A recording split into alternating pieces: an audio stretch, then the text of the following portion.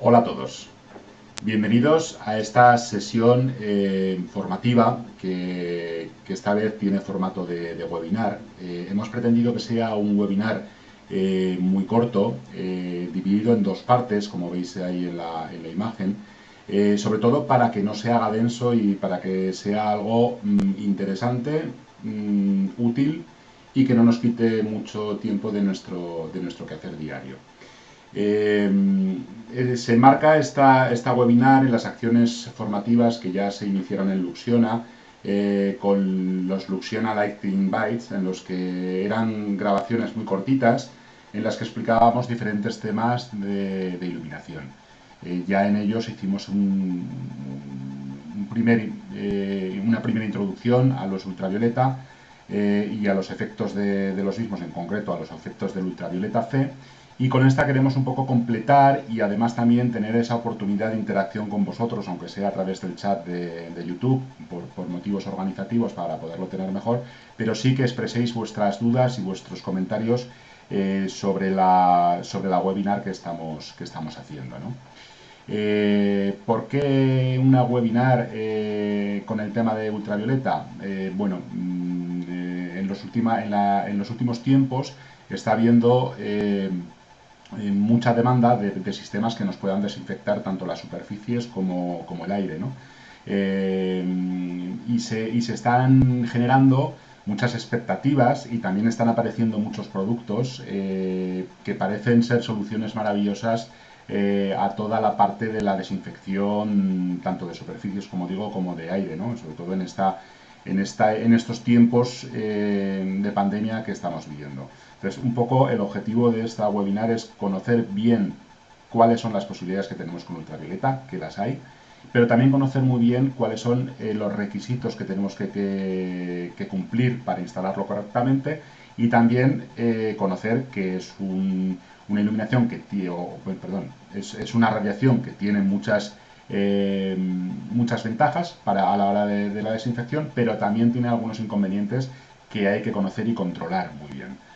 Eh, por eso, esta primera sesión vamos a ver en 4 puntos, lo hemos dividido: la naturaleza y tipología de la radiación ultravioleta, la capacidad germicida de la radiación ultravioleta en concreto, aunque hablaremos un poco de todas, la afectación de la radiación en los seres vivos, importante esta, porque sí que entra de lleno en ese objetivo de conocer muy bien y de controlar todos estos efectos nocivos que podemos tener con la radiación, tanto en animales como en personas. Y por último veremos en la sesión de hoy la afectación de la radiación ultravioleta C en concreto en materiales. Esta última parte también es importante porque no siempre tenemos o existe esa precaución o ese aviso de que la radiación ultravioleta puede ser nociva o es nociva para las superficies en las que incide. Ya dejaremos para una segunda parte, que tendrá lugar el 17 de febrero, a la parte ya de las fuentes de emisión. Veremos un poco qué tipos de fuente son las que nos pueden permitir generar esta radiación ultravioleta. Hablaremos más detenidamente de la especificación UNE 0068, en la cual Luxiona, a través de Anfalum, la Asociación de Fabricantes de Luminarias, promovió, y por lo tanto participamos con ellos, la creación de este estándar. Entonces, a través de ellos participamos, y yo mismo fui también uno de los participantes, o de los que tuve la suerte de aportar un poco mis pequeños conocimientos y mi trabajo. Hablaremos también de los medios de protección y hablaremos de las soluciones que nosotros como fabricante Luxiona ofrece en materia de ultravioleta. Dicho todo esto, pues vamos a comenzar un poco con lo que es ya en sí materia, y vamos a empezar hablando sobre la naturaleza de los rayos ultravioleta, ¿no? Dentro del espectro de la luz y de las radiaciones, mejor dicho, de las radiaciones, sabemos que puede haber rayos X, ultravioleta, luz visible, infrarrojos, todo dependiendo de su longitud de onda. Entonces, el ultravioleta es una radiación que está ubicada, digamos, en ese espectro entre los rayos X y la luz visible. Es decir, los rayos ultravioleta están fuera de la luz visible, no podemos ver el rayo ultravioleta. De ahí también la necesidad de control de los dispositivos que coloquemos con radiación ultravioleta, porque en algunos de ellos podemos tener el inconveniente de no verlo. Sí que es verdad que, por ejemplo, a la radiación ultravioleta le acompañan otros tipos de longitudes de onda, también otros tipos de radiación, que sí que pueden tener una parte visible. Por eso cuando vemos, por ejemplo, encendida una lámpara de ultravioleta, sí que vemos una cierta tonalidad azul que no corresponde estrictamente con la radiación ultravioleta, sino que corresponde con algunas radiaciones residuales de la propia lámpara que sí que emite en ese espectro visible que estamos hablando entre 400 y 700. En particular mucho más cercano a los 400, y de ahí ese tono azulado que podemos ver cuando encendemos este tipo de lámparas. Bueno, la radiación ultravioleta vemos que está comprendida entre los 100 nanómetros y los 400 nanómetros de longitud de onda. Realmente es algo que ya era muy conocido, los efectos que podíamos conseguir con la radiación ultravioleta. Ya en el siglo XIX se sabía que en los cultivos que se realizaban de microorganismos, cuando estos cultivos estaban expuestos a la luz solar, ralentizaban su crecimiento. Es decir, algo se intuía o algo se veía que la radiación ultravioleta podía afectar al crecimiento y a la expansión de la vida de estos microorganismos, bien fueran bacterias, normalmente bacterias, ¿no? En los que se experimentaba y en los que se estaba comprobando ese efecto. También hay un saber popular que hemos visto, ¿no?, todos a nuestras madres o a nuestras abuelas, en las que la exposición de una ropa al sol hace que se desinfecte, ¿no?, o determinados procesos que están muy metidos ya incluso en nuestra antropología ancestral, utilizan el sol como desinfectante y como medio de limpieza, ¿no?, de renovación. Entonces, ya es algo muy conocido esa capacidad del sol para regenerar, o más bien para desinfectar o para eliminar todo aquello que pueda suponer una vida no deseada o un germen, un patógeno. Si dividiéramos a los rayos ultravioleta según su capacidad germicida, esta iría incrementándose desde los rayos UVA hacia los rayos UVC, que es en los que más nos vamos a centrar. Es decir, cuanto menor es la longitud de onda de ese rayo ultravioleta, mayor es la energía que lleva consigo. No con los rayos ultravioleta, pasa ahí lo mismo con toda la radiación. Si solo nos hablamos entre los 100 nanómetros y los 400 nanómetros, evidentemente el poder germicida más alto estará dentro del VC, que está más cercano, como ya lo hemos visto antes, a esos 100 nanómetros. En concreto está entre 100 y 280 nanómetros. La tipología de los rayos UVA, que no lo he comentado antes, el más conocido es de los rayos ultravioleta, perdón, el más conocido sería la UVA, que es, bueno, es la que todos conocemos, que es capaz de ponernos morenos, que tiene distintas capacidades. Luego vendría la UVB, que está utilizado en procesos más industriales y es menos conocida. Y por último vendría la UVC, que es la que mayor, como he dicho, la que mayor poder germicida tiene, y es en las que nos vamos a detener un poquito más. Todos estos componentes de rayos, el UVA, el UVA, el UVB, el UVC, tienen distintas aplicaciones bien conocidas y muy utilizadas. Se utilizan, por ejemplo, para el fotocurado de tintas y de plásticos. Se pueden utilizar también para procesos fotorresistentes, para simulación del efecto que producen los materiales, la luz solar, simulando esa luz solar con un efecto mucho más rápido para poderlo representar en un laboratorio y poder extraer unas conclusiones.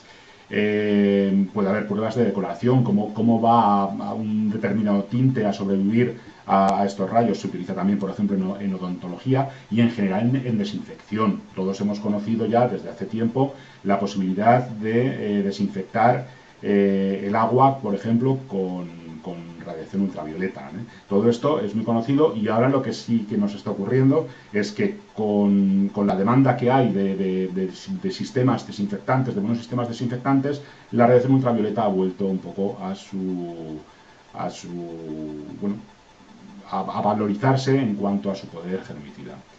Un poco explicado ya dónde nos situamos en los rayos ultravioleta y qué son, vamos a hablar un poco de su capacidad germicida y por qué se produce esta capacidad germicida. Vemos ahí en la gráfica que estáis viendo en la imagen, hay una primera curva, la que se ve un poquito más en morado, que nos estaría hablando de la capacidad germicida que tendría los rayos ultravioleta. Y vemos que empiezan con una capacidad muy baja, 200 nanómetros, pero experimenta una fuerte subida a partir de los 250 nanómetros, que va cogiendo esa forma de curva, subiendo mucho prácticamente hasta el 100% de los gérmenes, alcanzando el máximo aproximadamente entre los 260 y 265 nanómetros. Pero veis que tiene esa componente que hemos rayado ahí en azul, que sería todo, digamos, todo el poder germicida que nos ofrecerían este tipo de solución de rayos ultravioleta. Veis que está situada en la posición más adecuada. En concreto, hemos dibujado ahí también dos gráficas, una o dos líneas. Una sería, la azul sería la línea que nos habla de cuál sería la longitud de onda de los 250 nanómetros, que coincide con las lámparas de mercurio de baja presión que emiten a 254, y luego hemos pintado en amarillo la acción de la mayoría de los LED o la longitud de onda que emiten la mayoría de los LED. Si bien esto está cambiando muy rápido, está cambiando cada vez, se están buscando, se está implementando tecnología LED que emita a longitudes de onda más pequeña y que por lo tanto sean más energéticas a la hora o mejor dicho, que la radiación ultravioleta que generan tenga mayor nivel de energía porque tienen también menor longitud de onda. Pero de momento esa es la realidad y tendríamos los dispositivos de lámpara de mercurio baja presión como los que más se acercarían a la zona de mayor poder desinfectante. Esto, no obstante, en la siguiente edición lo volveremos a tratar cuando hablemos de las fuentes de luz de radiación ultravioleta y en concreto de la radiación ultravioleta C, ya en la segunda sesión que veremos, como os he dicho antes, el 17 de febrero. Hay otra parte de la curva importante que vemos aquí, que es esta curva en rojo, que nos habla de la capacidad de absorción de los ácidos ribonucleicos y desoxirribonucleicos.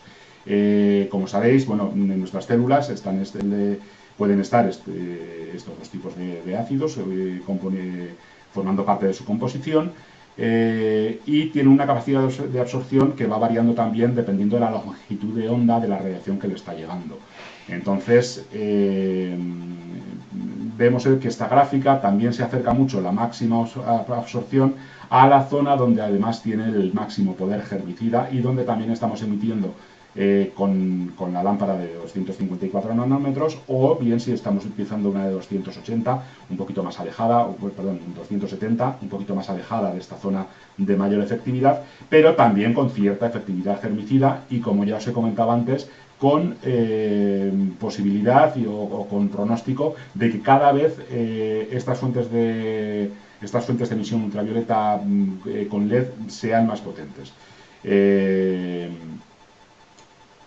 Dicho esto, lo que va a pasar lo que le va a pasar a los ácidos ribonucleicos y desoxirribonucleicos es que absorben la radiación ultravioleta y van a romper y esta radiación ultravioleta con su energía va a romper las estructuras, bien del ADN o bien del ARN, dependiendo del tipo de compuesto que sea, que ahora comentaremos un poco, ¿no? o dependiendo de la molécula que tengan. Entonces, al romper esta cadena, lo que hace es inhabilitar al elemento patógeno para que se pueda seguir reproduciendo. Si hablamos de un virus, lo que estamos haciendo al romper esa cadena es que no se va a poder multiplicar, y al no poder reproducirse, no poder multiplicarse, el virus acaba muriendo en muy poco espacio de tiempo. Es decir, con una incidencia de una radiación ultravioleta durante un tiempo determinado, vamos a inutilizar ya ese virus para siempre. No queda ningún residuo que ya pueda ser contaminante, puesto que ya no se puede reducir y ya no tiene esa capacidad de contagio. Como os he comentado, esto ocurre en moléculas que llevan ADN y ARN. En concreto, el ARN es el que forma parte de muchas moléculas de muchos virus, entre ellos el famoso SARS-CoV-2, que es el causante de la pandemia de la COVID-19. Por lo tanto, estas cadenas, que son más sencillas que las de ADN, suelen necesitar mucho menos radiación ultravioleta para quedar desactivados y ya inválidos para la reproducción, que lo que sería el ADN. Pero no solo la radiación ultravioleta es capaz de eliminar virus, podemos también eliminar bacterias y podemos también eliminar hongos. Entonces, hay una serie de tablas que están disponibles están disponibles en la documentación, en la que se dan qué valores qué valores aproximados de radiación necesita cada compuesto o cada virus o cada patógeno, qué cantidad de dosis de ultravioleta o de energía que lleva el ultravioleta necesita para morir o para inhabilitarse y no poder reproducirse. Esto, si tenéis algún interés, tenéis también mi contacto de LinkedIn que aparecía al principio, o podéis contactar con nosotros y podemos ampliaros la información en medida de lo que podamos, pero ya os digo, es información pública. Lo que hay menos estudios, es cierto, es sobre el SARS-CoV-2, porque al ser una patología nueva, todavía no se han hecho demasiados estudios, en concreto para este tipo de efecto con el radiación ultravioleta.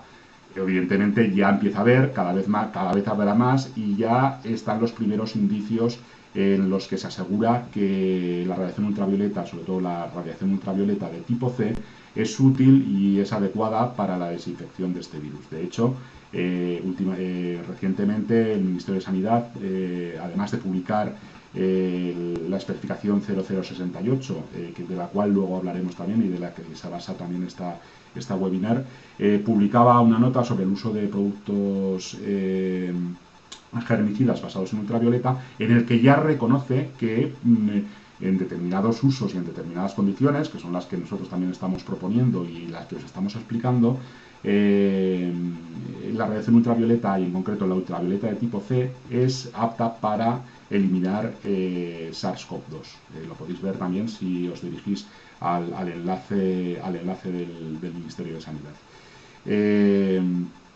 Siguiendo un poco con la explicación, hay un tema muy importante, que además esto también, como he comentado antes, motivó el que los fabricantes de iluminación diéramos un aviso, porque estábamos viendo que había mucha oferta en el mercado de producto ultravioleta sin las debidas condiciones de seguridad que tendría que tener. Y insistimos mucho en que la radiación ultravioleta, y en concreto la ultravioleta C, que tiene una menor longitud de onda y por lo tanto una mayor energía, como hemos comentado antes, es un tipo de radiación que puede ser o es perjudicial para los seres vivos.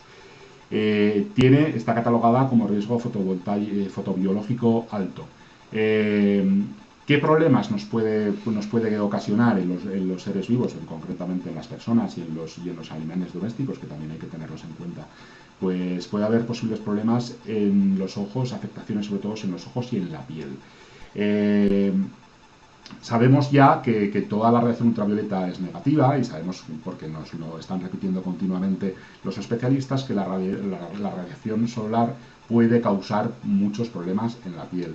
La radiación solar lleva componentes de rayos ultravioleta A, los famosos UVA, y ultravioleta B. No lleva componentes de la UVC. porque la radiación ultravioleta de tipo C para estas longitudes de ondas más pequeñas es absorbida completamente por la atmósfera, con lo cual al ser humano no le está llegando de parte del Sol nada de este tipo de radiación. Con lo cual, los daños que produce el Sol por ultravioleta se refieren al A y el B. Hay que tener en cuenta que el C que se crea artificialmente, o lo creamos artificialmente, tiene un poder energético mayor, un poder germicida mayor, pero también un poder dañino más grande. ¿Vale?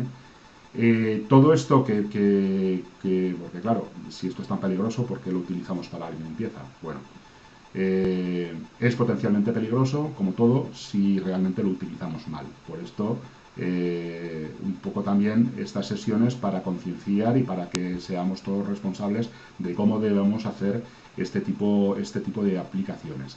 ¿Qué es lo que nos produciría en concreto la ultravioleta C con esa cantidad de energía que tiene? Y siempre dependiendo de la exposición que tengamos. Lo que nos va a crear son daños en la superficie de la piel.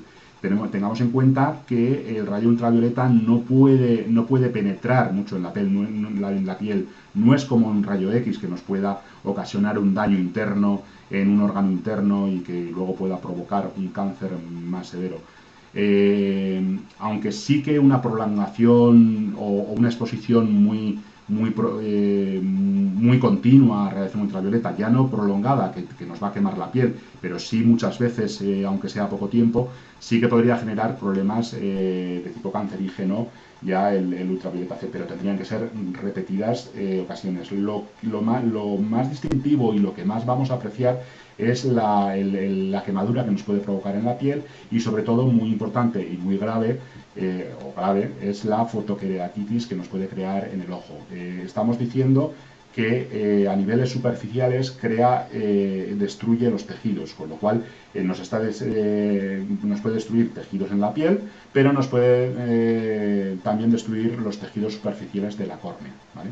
Esto nos produciría, lo que ya he comentado, una fotoqueratitis y si, bueno, por lo que yo afortunadamente no lo he sufrido, pero sí que se produce esa sensación de arena permanente en el ojo, incluso como si te estuvieras frotando el ojo con arena, ¿no? Es una sensación muy desagradable y que puede traer heridas, cicatrices que al final pueden ser graves para el ojo.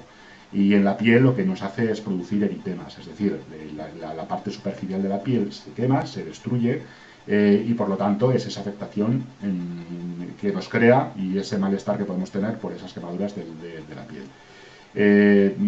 También se ha comprobado, y hay diferentes estudios que nos hablan de que una exposición reiterada, como he dicho antes, no mucho tiempo cada vez, pero sí el suficiente tiempo muchas veces repetidas, puede también incluso llegar a comprometer al sistema inmunitario humano, ¿vale?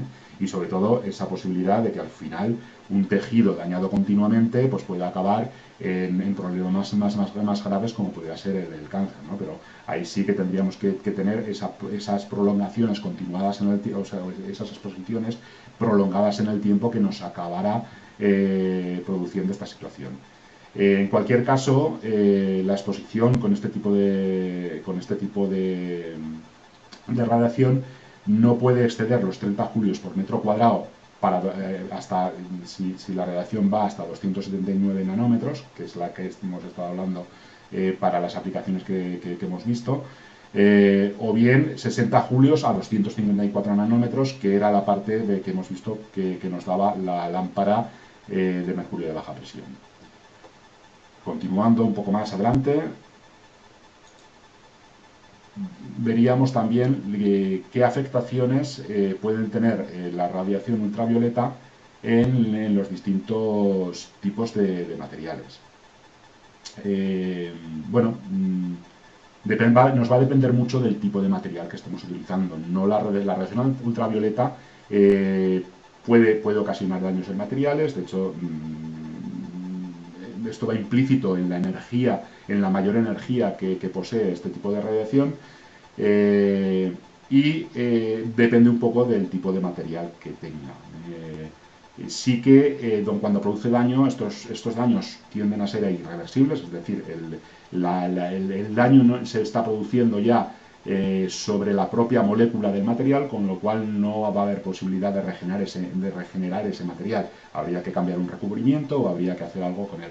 Y además es acumulativo, es decir, conforme va recibiendo más dosis de radiación ultravioleta, pues el material cada vez va degenerándose a mayor nivel. A mayor nivel siempre hablando de las partes superficiales del material, es decir, no vamos a tener un daño considerable en el núcleo del material. Lo que pasa es que al cabo del tiempo, evidentemente, irá degradando el material, irá degradando la superficie y poco a poco tendrá menos superficie, ¿no? Y poco a poco irá avanzando en el daño, pero no vamos a ver un material, por ejemplo, dañado por ultravioleta, que no se vea el daño por fuera y por dentro esté dañado, porque no tienen esa capacidad de penetración. Van a ir desgastando el material, ir penetrando en la materia, pero conforme va eliminando las capas más superficiales hasta llegar a degenerarlo incluso completamente. ¿Por qué crea esto? Bueno, al final hablamos que esa radiación lleva una energía, que en el caso de los rayos ultravioleta C, ese nivel de energía es mucho mayor, y esa energía es la que produce esas modificaciones en los enlaces químicos de las moléculas que pueden llegar a degradar este material. Hemos comentado que no todos los materiales responden igual ante la radiación ultravioleta. Vamos a ver un poco cómo afecta. Por ejemplo, en las cerámicas serían menos susceptibles que otros materiales como los plásticos, pero también pueden sufrir daños. Sobre todo pueden sufrir daños en sus pigmentos, que al final son elementos orgánicos normalmente o químicos, pero que se ven afectados, digamos, por esta radiación antes que el propio material. Pero puede producirse también agrietamiento y se puede cuartear por esa energía que comentábamos que llevaba, con lo cual si se cuartea la cerámica sí que puede plantear un problema de debilidad en su tenacidad y que al final el material acabará rompiendo. Otro tipo de material que podamos hablar serían los metales. El metal prácticamente no está afectado por la radiación ultravioleta o la resiste muy bien. Esto es porque los electrones libres tienen la capacidad de absorber esta energía sin que llegue a causar problemas en la estructura molecular propia del metal, con lo cual digamos que esa energía que lleva ya se disipa a través de los propios electrones libres característicos, como sabéis, de los metales. Sí que puede ser, y atención, que muchas veces estos materiales metálicos pueden llevar recubrimientos, barnices, pinturas que evidentemente no tienen nada que ver con el metal y que sí que se pueden degradar. Si pasamos a los plásticos son los materiales que más expuestos se ven a la radiación ultravioleta. Y esto es así porque son productos,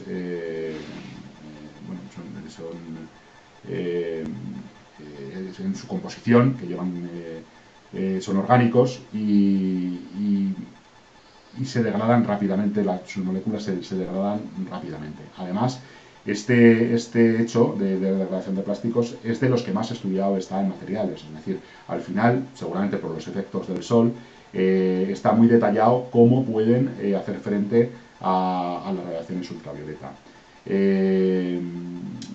En concreto, esa radiación ultravioleta ya hemos comentado que es muy potente y que